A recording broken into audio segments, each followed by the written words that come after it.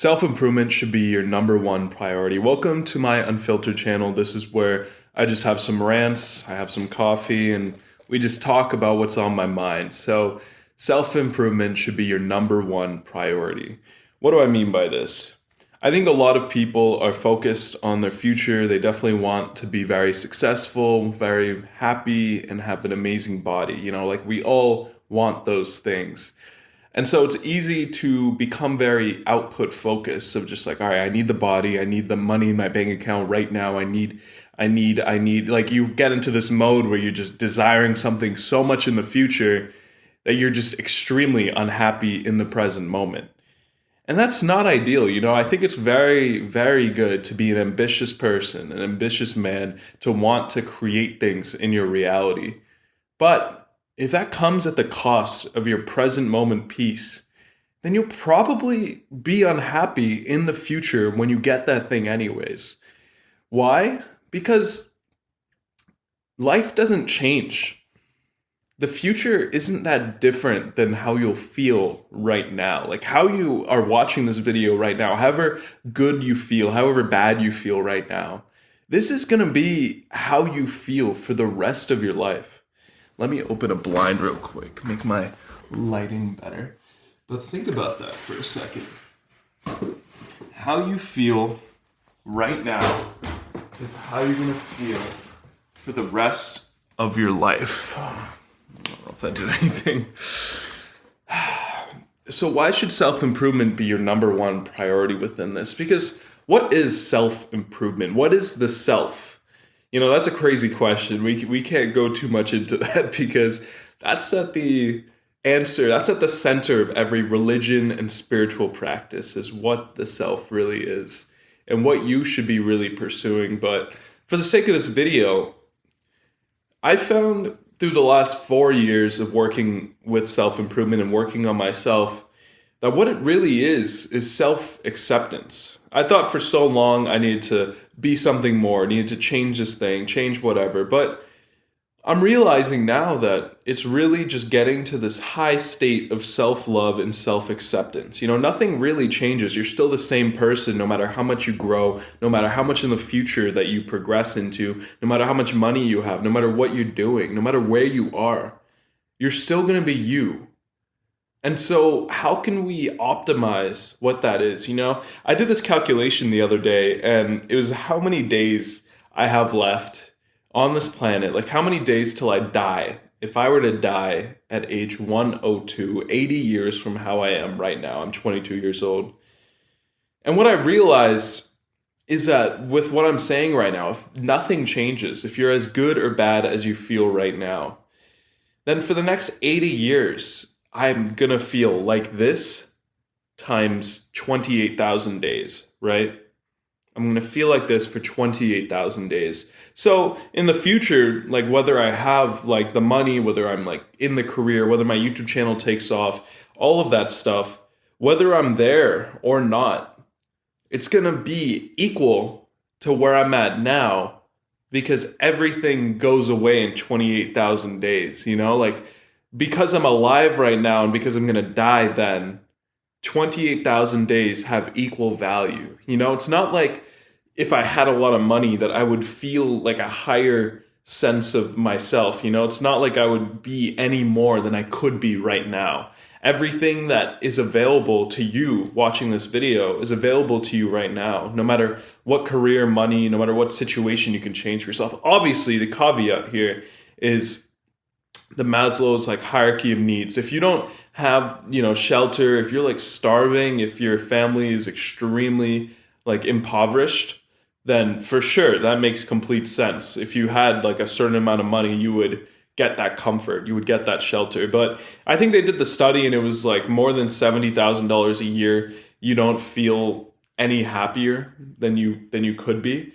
And I'd say for most of us in like the Western world, if we were born into a family, and I'm very grateful I was, if we were born into a family that was able to provide us with the shelter, provide us with a certain amount of money and food and water, all of these normal like life necessities, then we can kind of get to that almost 70K a year stage where we're just very comfortable, we're very peaceful with everything we have, And it really begs the question, like, how do we reach that sort of peak, like, consciousness? How do we like reach that, the most that we can be in the moment until we die? Because the way at least I think about it, I'm a very rational person. I like to optimize things to the nth degree, like as much as possible.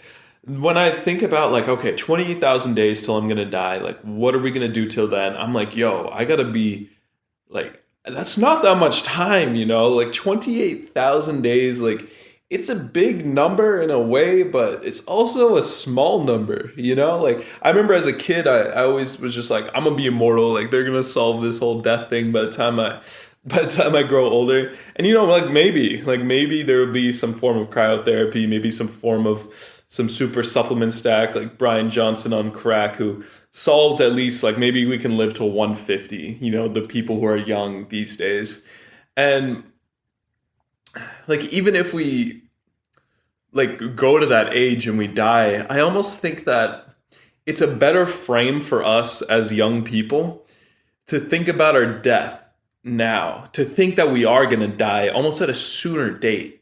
Like I almost want to think that I'm going to die at 80, even if I live to 150, even if I live to 200 years old, which I don't know if that'll happen. I'm 6'6" as well. Tall people die sooner, man. But I think it's a useful frame to really keep our death in mind. I remember, if you haven't watched this speech, you got to watch it. Steve Jobs, the guy who made Apple, like this, filming using my iPhone, the guy who made this, like what I'm recording here, not this version of it, but the original ideas for it. He had a speech in 2005 at Stanford. It was like a commencement speech. And in that speech, he said to think about your death always, and it will remove any fear that you have. And I always thought about that, and I raked my brain, like over that for a while. I meditated on it. And I think this, like reality, like what I'm saying, 28,000 days, weighing it equally, like taking each day, like they have that quote, like live every day as if it was your last. And I always thought that was interesting because like if this was genuinely my last day, I would probably go and do some things I don't want to say on camera, like I would probably go and do some degenerate activity if this was it, till tomorrow. But if like I expanded that time horizon to maybe a few weeks to some months, it would become less degenerate and it would become a lot more, fulfilling work. And you should do this exercise for yourself. I call it like a death journaling. I have a section in my Notion about this where you literally set the time horizon to one day and then you say exactly what you would do. Like try to make it like a genuine thing. Like what would you actually do if you had one day left to live? And then you expand that out to 7 days, to 1 month, to 1 year.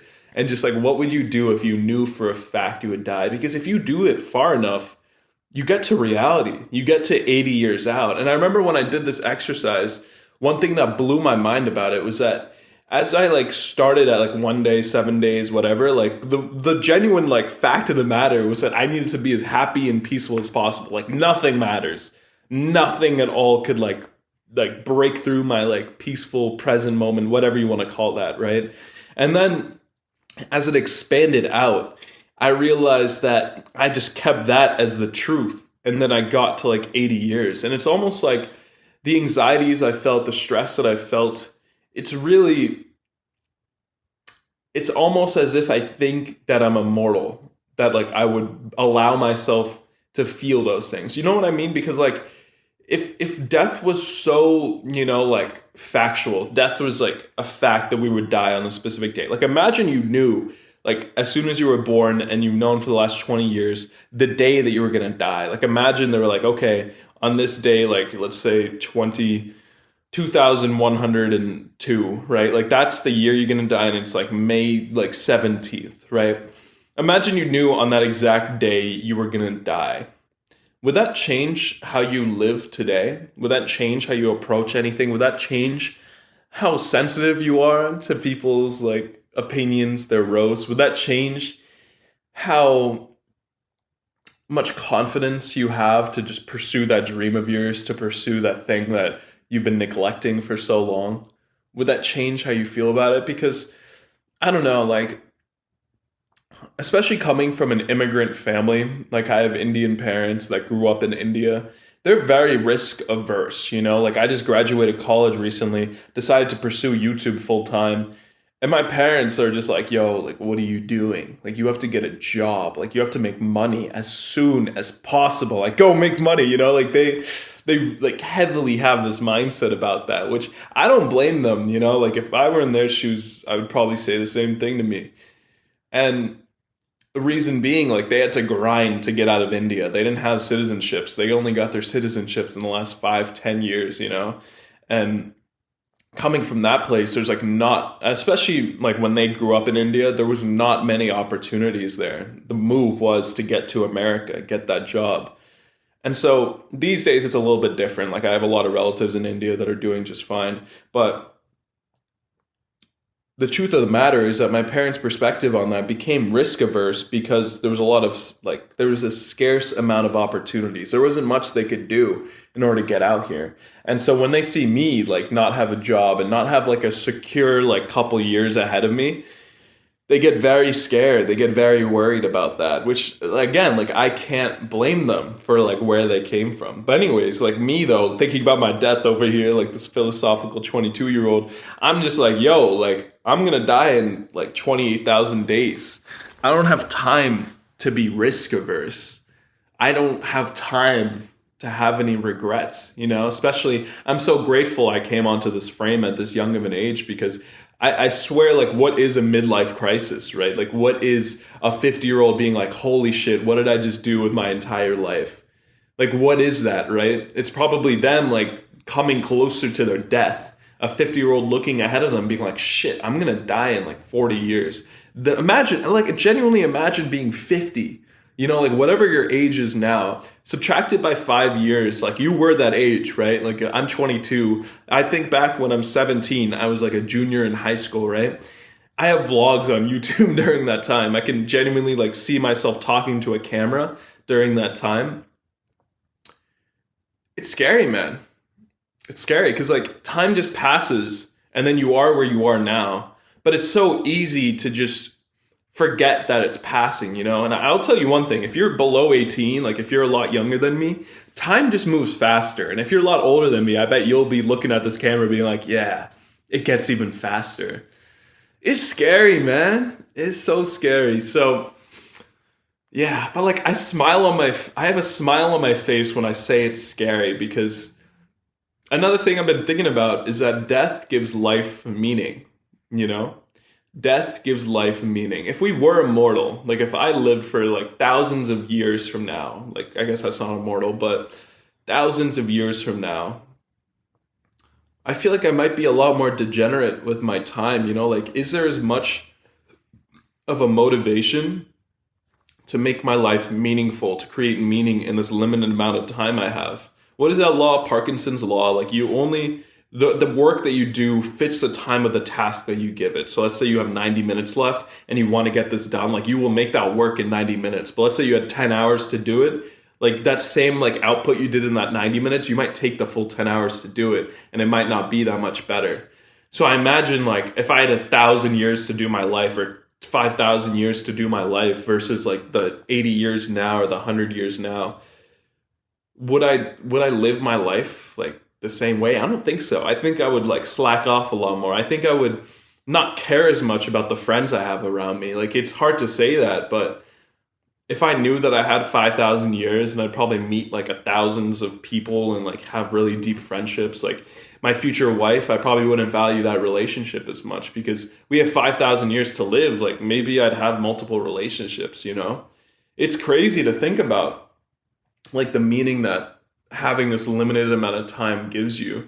And I also think about like many people more than like a couple centuries ago, right? Or yeah, like maybe 300, 400, 500 years ago, or even back like 1,000 years ago, those guys weren't living past 25. Like the average like life expectancy, I should go a bit further back because I was looking into this and there were some people who were living into like 50s, 60s, like 500 years ago. It wasn't like, obviously the life expectancy is so much higher now, penicillin, like the first like antibiotic, when that got introduced into the world, everyone's life expectancy shot up, which was really cool. Like I bet that guy felt really fulfilled by his work, you know? He was probably pretty happy with himself. But imagine if you knew you were going to die on average at 25, you know? Like if you were a kid growing up and you knew you were going to die at 25, you would have no bullshit. You wouldn't slack off at all. Obviously back then there was no like drugs, there was no porn, there was no short form content to get addicted to. There was just like hunting, gathering, like chilling with the tribe, like raising kids and stuff, providing for people around you, serving the tribe. That was your only activities. I'm sure you could slack off. Like they have like those 7 deadly sins, right? Like one of them is sloth.